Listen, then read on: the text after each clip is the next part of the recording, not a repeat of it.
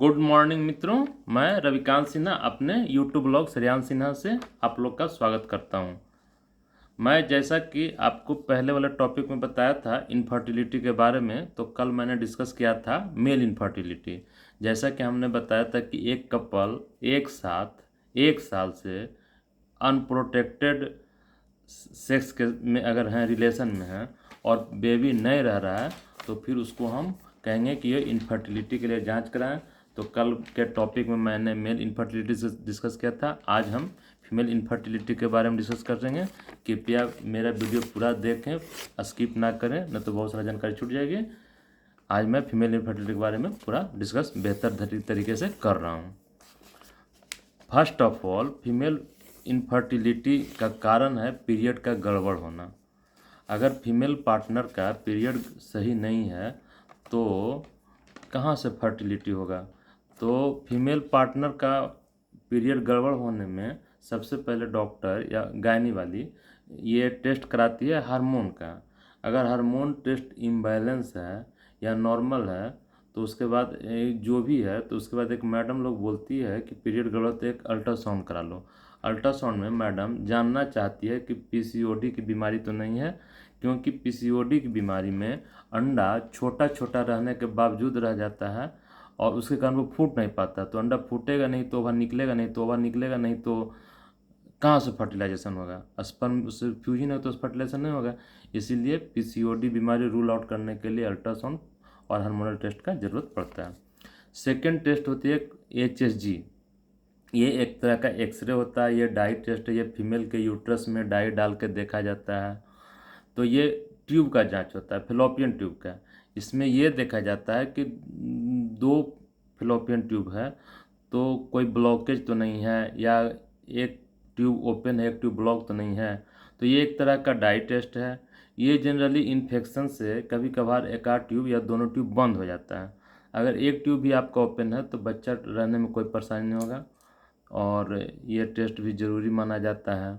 और इसका एक अल्टरनेट विकल्प है सोनो HSG, जो कि अल्ट्रासाउंड के माध्यम से फ्लूइड डाल के ट्यूब को जांच किया जाता है। तो ये HSG वाली टेस्ट जनरली फीमेल के पीरियड के 11वें दिन के बाद या 10वें दिन से 8वें या 10वें दिन के आसपास कराया जाता है, और ये बेस्ट चॉइस फॉर ट्यूब के बारे में ये टेस्ट है। तीसरा, एक अल्ट्रासाउंड में ये भी देखा जाता है कि यूट्रस के बनावट में कोई परेशानी तो नहीं है, मार्फोलॉजिकल मतलब बनावट में, जैसे कि यूट्रस डायडेल्फस या यूट्रस बाइकॉर्नुएट यूनिकॉर्नुएट यूट्रस है। क्योंकि यूट्रस के बनावट में परेशानी रहने से भी प्रेगनेंसी रहने में दिक्कत होती है, ये अल्ट्रासाउंड में पता चलता है और HSG में भी पता चलता है।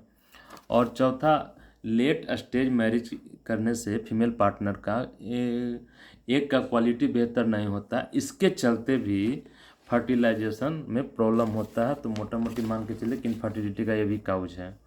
फिर मैडम लोग अल्ट्रासाउंड की मदद से फॉलिकल मॉनिटरिंग टेस्ट करती है। उसमें वो देखती है कि अंडा मैच्योर होकर फूटता है कि नहीं। अगर अंडा नहीं मैच्योर होकर फूटेगा तो उससे ओवा निकलेगा नहीं, ओवा निकलेगा नहीं तो फिर फर्टिलाइजेशन प्रोसेस कहाँ से होगा। तो ये फॉलिकल मॉनिटरिंग होता है, ये with the help of ultrasound होता है।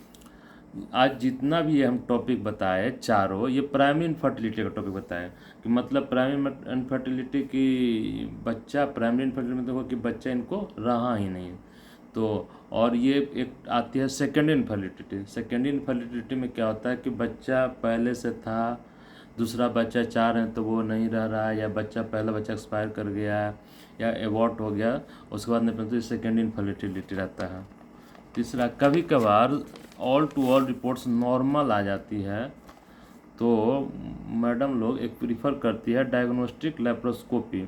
वो लेप्रोस्कोप मशीन को अंदर डाल के देखती है यूट्रस को, ट्यूब को, ओवरी को, कि कहीं ना कोई परेशानी तो नहीं है।